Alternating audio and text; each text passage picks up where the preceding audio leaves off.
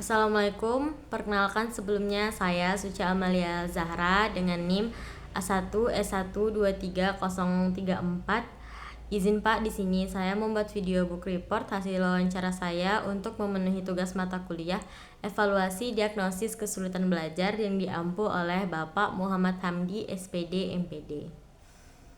Baik, di sini saya akan menjelaskan mengenai dugaan kesulitan belajar yang dialami oleh klien saya yang berinisial RAJ. RAJ ini mengalami kesulitan dalam membaca. Setelah saya mewawancarai si anak, ditinjau dalam dirinya ada 11 soal yang saya tanyakan. Di antaranya, yang pertama, apakah kesulitan belajar tersebut akibat tidak berfungsinya otak? Jawabannya adalah tidak, karena sebenarnya dia cepat dalam menangkap pelajaran. Yang kedua, apakah gangguan belajar berada pada tingkat persepsi awal, tingkat managerial, tingkat simbolisasi, atau tingkat konseptual? Jawabannya adalah persepsi awal. Yang ketiga, apakah kesulitan belajar bersifat verbal atau non-verbal? Jadi kesulitan belajar yang dialami oleh Raja adalah bersifat verbal. Yang keempat, apakah ada gangguan pada fungsi auditori atau pendengaran, visual atau penglihatan, psikomotorik, atau gangguan modalitas indrawi tersebut? Jawabannya adalah tidak. Yang kelima, jenis kesulitan belajar apa yang menjadi dugaan kuat? Yang menjadi dugaan kuat kesulitan belajar yang dialami oleh Raja adalah sulit dalam membaca. Membedakan B dan D contohnya. Yang keenam, bagaimana tingkat kesulitannya?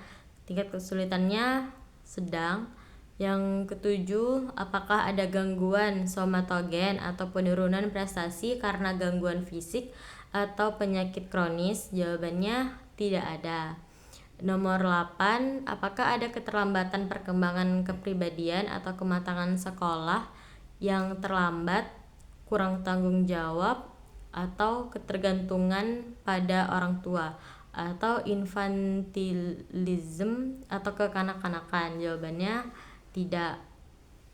Yang ke-9, apakah ada gangguan psikomotorik? Jawabannya adalah tidak.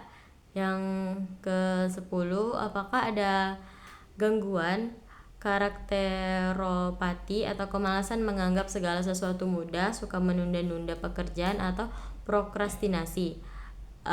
Senang bermain-main, pasif, apatis, pemalu, suka membolos, acuh tak acuh, dan lain-lain. Jawabannya dia suka menunda-nunda dan senang bermain-main dan pelamun. Jika dia konsentrasinya terganggu, dia akan tidak fokus dalam belajar. Yang terakhir, apakah ada kelainan dalam temperamen, mudah atau suka terpengaruh? Jawabannya mudah terpengaruh jika ada sesuatu yang lebih menarik perhatiannya. Selanjutnya, saya meninjau dari lingkungan si anak. Kali ini saya mewawancarai orang tuanya, yaitu ibunya. Yang pertama, saya menanyakan apakah karena pengaruh masyarakat seperti masuk sekolah tidak teratur atau tidak disiplin, sering pindah sekolah. Jawabannya tidak, karena emang si anak dari awal sekolah di sekolah yang sama. Yang kedua, apakah karena keterlambatan pedagogis dan moral seperti kurang pendidikan dan bimbingan orang tua, tidak ada norma atau susila atau peraturan? Jawabannya adalah bimbingan orang tua.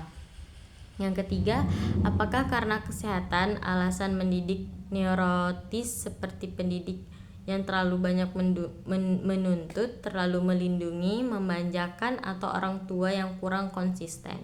Jawabannya orang tuanya terlalu keras dan orang tuanya kurang konsisten dalam mendidik si RAJ ini. Yang keempat, apakah karena faktor instrumental atau kurang sarana atau prasarana belajar yang memadai baik di sekolah maupun di rumah dan lain-lain? Jawabannya adalah tidak, karena memang si anak sangat difasilitasi oleh kedua orang tuanya. Selanjutnya saya menanyakan bagaimana si anak ini di sekolah. Yang pertama, saya menanyakan bagaimana hasil belajar yang diperoleh di sekolah. Jawabannya tidak terlalu tinggi tetapi di atas KKTP. Yang kedua, bagaimana perbandingan hasil belajar di sekolah dengan rata-rata teman sekelas atau seusianya? Jawabannya di atas rata-rata kelas. Selanjutnya, saya menanyakan bagaimana kaitan hasil belajar saat ini dengan yang pernah dicapai pada saat yang lalu, dan juga hubungan kemampuan antara satu bidang studi tertentu dengan bidang studi lain. Jawabannya, karena kurang kemampuan membaca sehingga mempengaruhi pemahaman bidang studi yang lainnya. Selanjutnya, saya menanyakan bagaimana komposisi kegiatan-kegiatan kurikuler yang mencakup mata pelajaran inti atau susunannya yang tepat, kegiatan kokurikuler dan ekstrakurikuler. Apakah seluruh kegiatan tersebut sesuai dengan kemampuan anak dan tidak terlalu memberatkan si anak? Jawabannya, kesulitan membagi waktu kegiatan ekstrakurikuler. Selanjutnya, saya menanyakan apakah ruang belajar di rumah dan di sekolah memudahkan anak berekspresi secara memadai, dapat cepat diatur atau diubah sesuai kebutuhan belajar. Jawabannya, ya, ruangan belajar memadai dan sangat nyaman. Nomor 6, apakah terdapat ventilasi yang cukup memadai? Jawabannya, ventilasi memadai, sirkulasi udaranya baik. Yang ketujuh, apakah tempat belajar berada di lokasi perdagangan, industri, pusat rekreasi, atau di daerah pemukiman yang padat? Jawabannya, di daerah pemukiman dan dekat dengan rumah si anak. Yang nomor 8, apakah ketika di sekolah semuanya laki-laki atau sebaliknya, sehingga menimbulkan perilaku teritorial, cenderung ingin mengelompokkan dan memperlihatkan identitasnya? Jawabannya, tidak, di sekolah terdiri dari beberapa laki-laki dan perempuan. Yang kesembilan, apakah sarana dan fasilitas belajar cukup? Unsur ini berkenaan dengan kemantapan proses belajar dan mutu belajar serta kepuasan belajar. Jawabannya, sarana belajar cukup. Yang ke-10, apakah sarana di sekolah seperti air, tempat ibadah, kantin, toilet, dan lain-lain bersih dan kondusif? Jawabannya, ya, sarana yang ada di sekolah bersih dan kondusif. Selanjutnya, saya menanyakan soal psikologis anak. Di antara lain pertanyaannya, bagaimana tingkat kecerdasan si anak secara umum? Dan dijawab, kurang cerdas sehingga mengalami keterlambatan dalam membaca. Selanjutnya, bagaimana kemampuan aktual atau yang terrealisasi, bakat khusus yang dimiliki, minat yang ada, dan yang berkembang? Jawabannya, minat belajar masih sedikit karena dorongan dari kedua orang tuanya. Masih sedikit dari dorongan orang tuanya dan dari dirinya sendiri. Yang ketiga, bagaimana perhatian dan konsentrasi dalam belajar atau pada satu bidang studi atau keseluruhan? Jawabannya, kurang fokus dalam belajar. Nomor 4, bagaimana motivasi belajarnya? Jawabannya, motivasi belajarnya masih sangat sedikit. Yang nomor 5, bagaimana kondisi perasaan atau emosi atau anak dalam memahami diri, konsep diri dan kepercayaan diri dalam proses pembelajaran? Jawabannya, kurang percaya diri, sering menangis saat belajar. Selanjutnya, saya menanyakan soal fisik dan kesehatannya. Yang pertama, saya menanyakan bagaimana kondisi penginderaannya, modalitas inderawi, apakah berfungsi secara partial atau terintegrasi tanpa ada hambatan? Jawabannya, berfungsi dengan sangat baik. Selanjutnya, nomor 2, saya menanyakan apakah makanan-makanan atau gizi si anak sudah tercukupi? Jawabannya, sudah tercukupi. Yang ketiga, apakah anak lahir dengan normal atau ada gangguan dalam proses kelahiran seperti prematur atau menggunakan alat? Jawabannya, tidak. Si anak lahir dengan normal. Yang keempat, apakah anak mempunyai penyakit kronis? Jawabannya tidak ada. Selanjutnya, saya menanyakan bagaimana sosial si anak dalam bersosialisasi sehari-harinya. Yang pertama, saya menanyakan bagaimana karakteristik orang tua peserta didik seperti pengalaman pribadi, falsafah hidup, pekerjaan, status sosial ekonomi, tingkat pendidikan, dan penerapan pola asuh atau sikap orang tuanya terhadap anak. Jawabannya, dari pekerjaan orang tuanya, ayah dan ibunya adalah seorang PNS, ayahnya pensiunan PNS, pola asuhnya otoriter, dan sikap yang orang tuanya kepada anak keras dan disiplin. Yang kedua, bagaimana dengan sikap orang tua seperti over ambisius atau over analyzant, over intelektual, perfektual, over anxiety, over protective, dan permisif. Jawabannya over protective.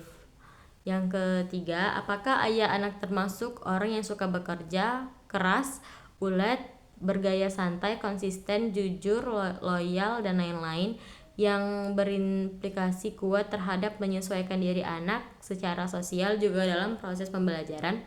Jawabannya iya, ayahnya adalah seorang yang loyal dan seorang yang sangat pekerja keras. Yang keempat, apakah keluarga memiliki anak banyak, anak sedikit, mempunyai anak tunggal, anak tiri, atau anak yang diadopsi? Kebetulan orang tuanya memiliki anak tiri. Yang kelima, apakah hubungan orang tua anak dipengaruhi oleh kebiasaan-kebiasaan dalam budaya setempat atau budaya industri atau budaya agraris yang akan berpengaruh terhadap persepsi mengenai waktu, ketetapan kerja, kecepatan kerja, pola berpikir, hubungan sosial, dan kedisiplinan dalam bekerja yang berpengaruh terhadap pengetahuan dan teknologi pada perilaku anak? Jawabannya, orang tuanya memberikan HP sejak kecil, jadi sehingga sekarang ketergantungan dengan HP. Dan itulah menurut saya kenapa si anak jadinya kurang bisa fokus dalam belajar. Dari wawancara yang telah saya paparkan, saya sedikit memberikan saran kepada orang tua dan guru di sekolahnya untuk orang tuanya. Saya memberikan saran, dengan pola asuh otoriter cenderung memiliki ekspektasi yang tinggi, kurang fleksibel, dan menekankan kepatuhan tanpa banyak penjelasan. Pola asuh ini bisa membuat anak merasa tertekan, takut membuat kesalahan, dan kurang percaya diri. Ini bisa menghambat perkembangan kemampuan membaca mereka. Ganti kritik dengan pujian dan dorongan. Misalnya, alih-alih mengatakan kamu bodoh karena tidak bisa membaca, kata ini katakan kamu sudah berusaha keras, ayo kita coba lagi bersama. Jadikan kegiatan membaca sebagai momen yang dinantikan, bukan kewajiban. Misalnya membaca bersama, main game, atau kunjungi perpustakaan. Setiap anak memiliki kecepatan belajar yang berbeda. Bandingkan kemajuan anak dengan dirinya sendiri. Perubahan itu membutuhkan waktu. Jangan berharap perubahan terjadi dalam waktu semalam. Dengan kesabaran, dukungan, dan pendekatan yang tepat, anak akan mengalami kemajuan dalam kemampuan membacanya. Selanjutnya, saya memberikan saran kepada gurunya, jangan hanya bergantung pada satu metode pelajaran saja. Gunakan berbagai pendekatan seperti membaca nyaring, membaca diam, diskusi kelompok, dan permainan kata untuk membuat pembelajaran lebih menarik dan tidak membosankan. Jalin kerjasama yang baik dengan orang tua murid, ajak mereka untuk ikut terlibat dalam membantu anak di rumah, dan cobalah untuk memahami akar penyebab kesulitan membaca dari siswa. Apakah itu karena masalah fonologi, pemahaman kata, atau faktor lain? Dengan mengetahui penyebabnya, guru dapat memberikan intervensi yang lebih tepat. Ajarkan strategi membaca seperti mencari judul, membaca paragraf pertama, dan mencari kata kunci. Setiap siswa memiliki gaya belajar yang berbeda. Oleh karena itu, guru perlu menyesuaikan pendekatan pembelajaran dengan kebutuhan masing-masing siswa. Baiklah, hanya segitu yang dapat saya sampaikan dari tugas video kali ini. Saya ucapkan terima kasih, maaf jika banyak kesalahan dan kurangnya. Terima kasih. Assalamualaikum warahmatullahi wabarakatuh.